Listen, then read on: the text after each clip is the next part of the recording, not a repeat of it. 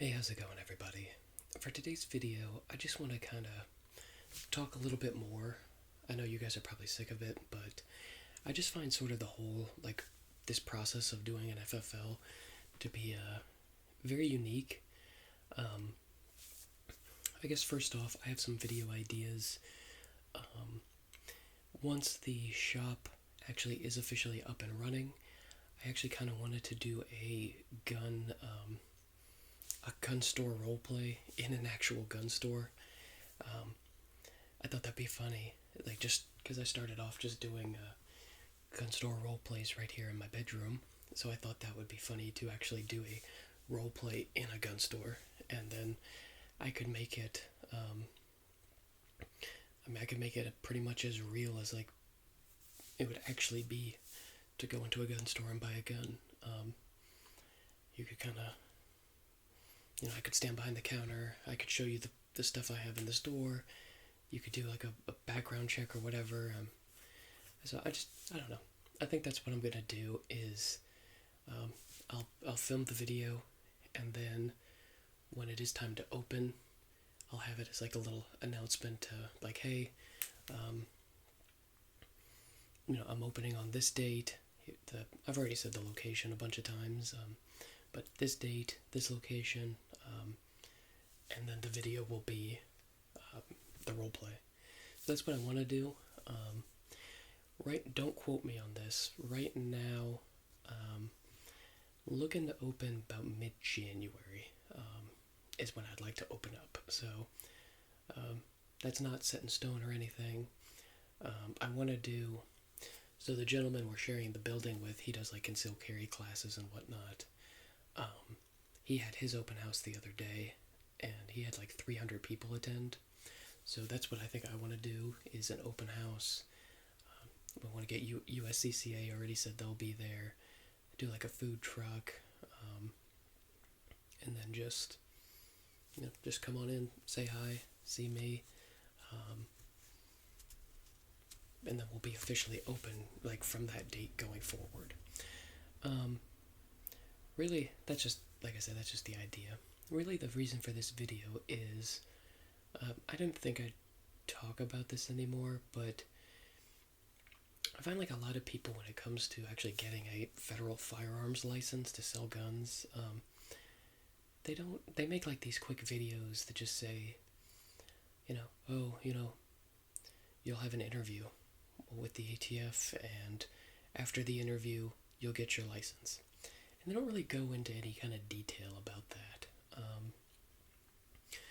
And I found it very interesting. The whole process, really, like I said, you fill out the paperwork, you do a fingerprint, a photo ID, and then the paperwork.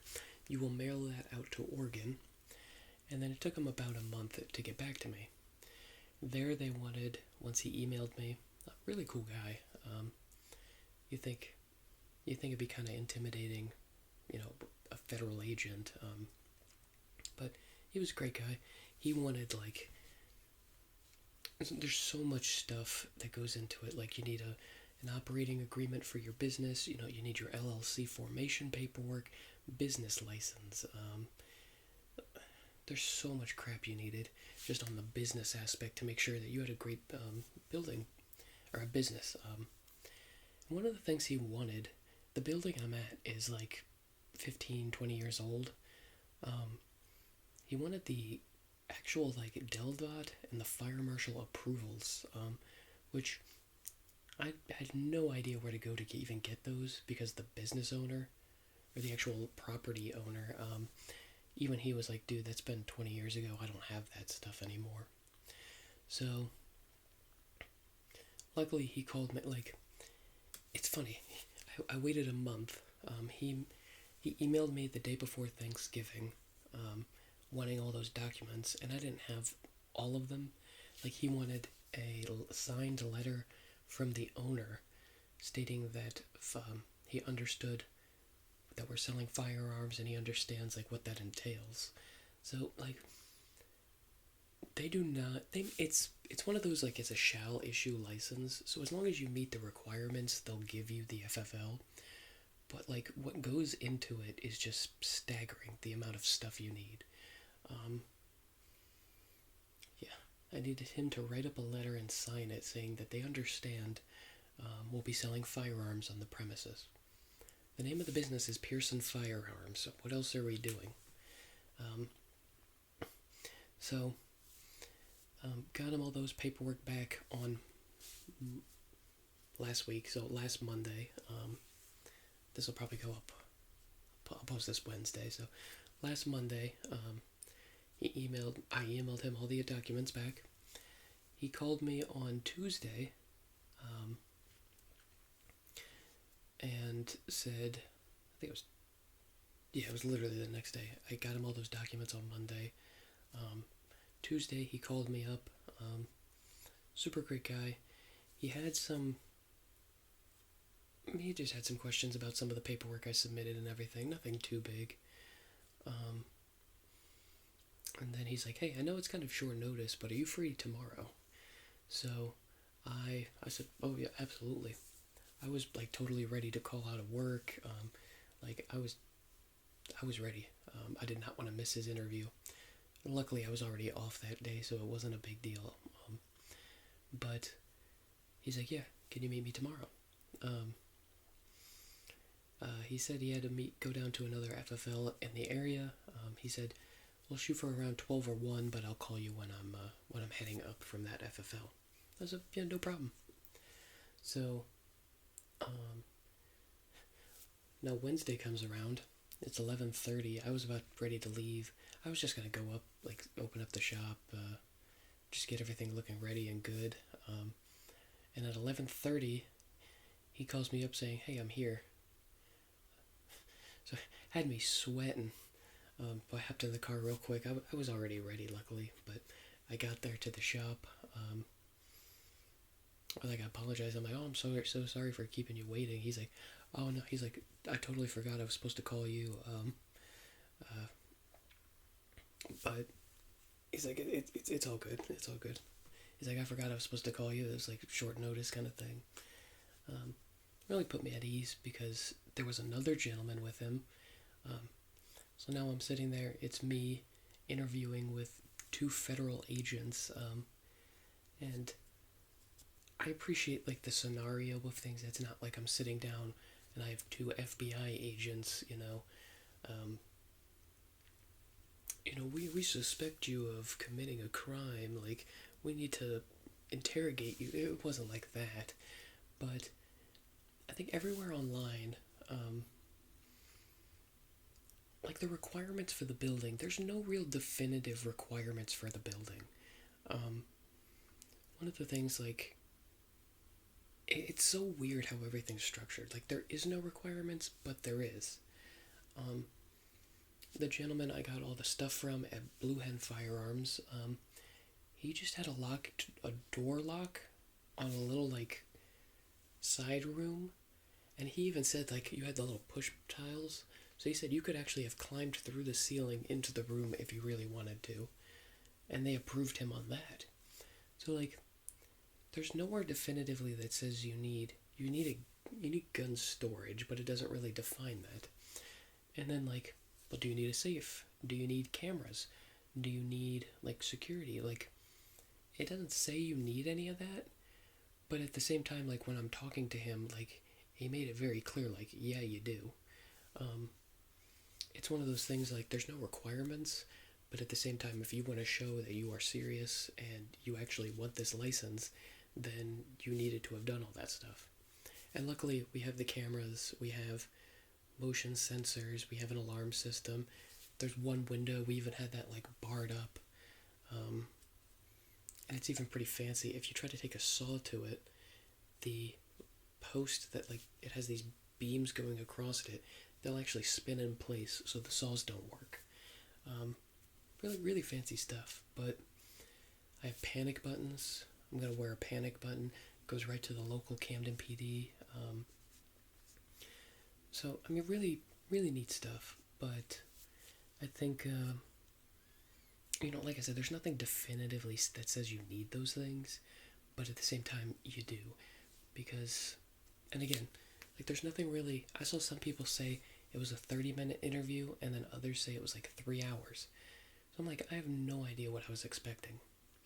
So I go in there, we sit down, um, and I get they're both. I think they get it. They understand like the scenario, but still, for me, um, I've never sat down with two federal agents before, so it was a little intimidating, you know.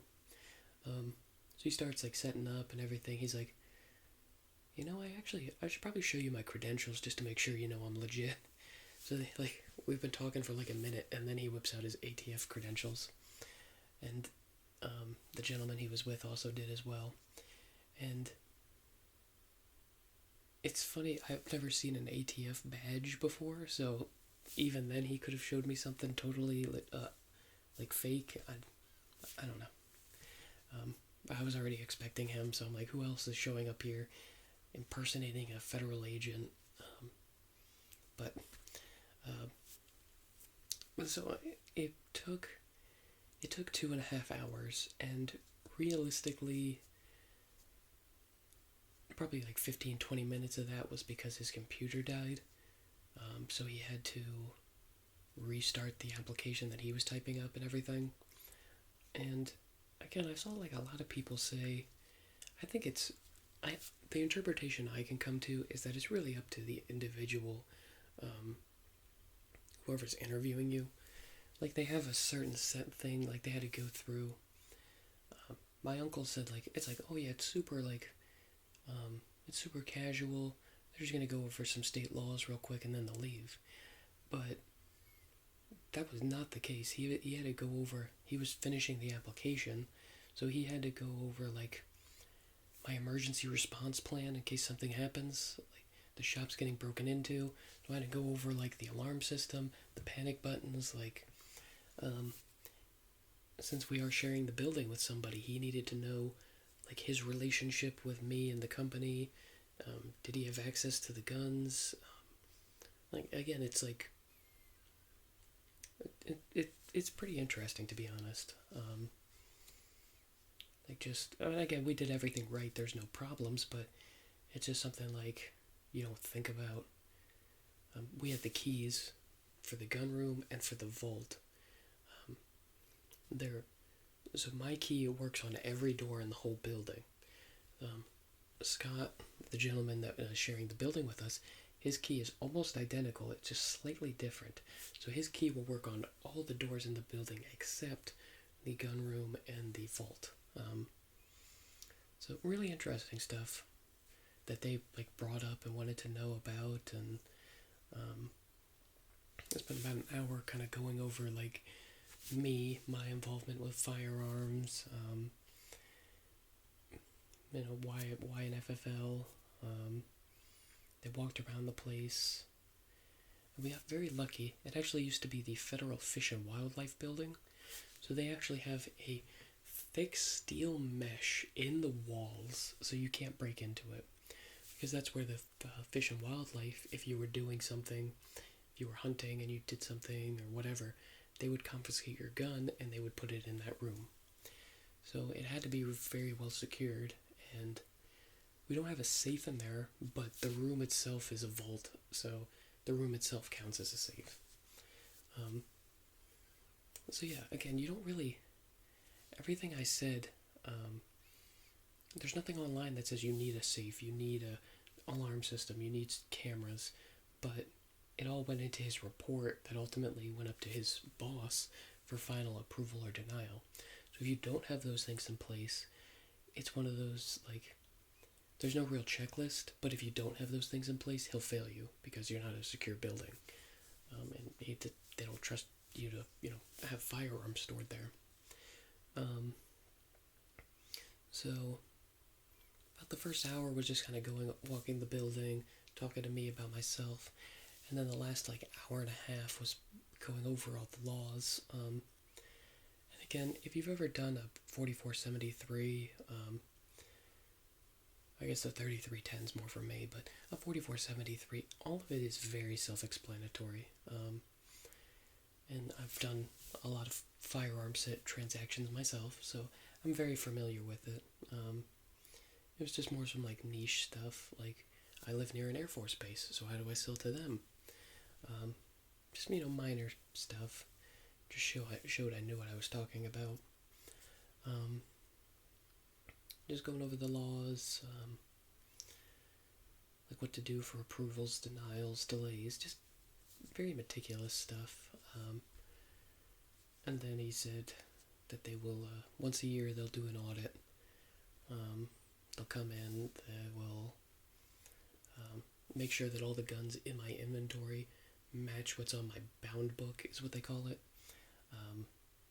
So if it says I have 40 guns in stock, I better have 40 guns in stock. And then they'll look at my 4473s, make sure I'm filling those out correctly. So again, it is a very big responsibility to be able to sell firearms, but at the same time,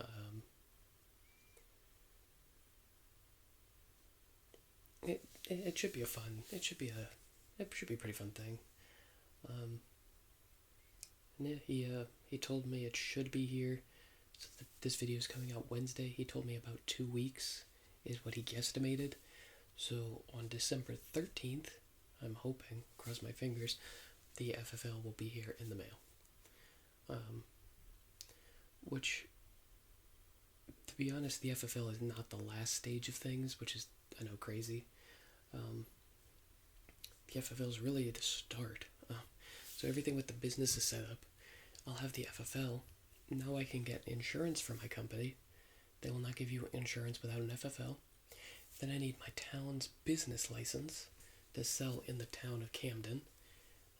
You need your FFL before you need insurance before you can get that, but you can't get the insurance without the FFL. Then you need a Delaware deadly weapon dealer license after you get your FFL. So it's all funny.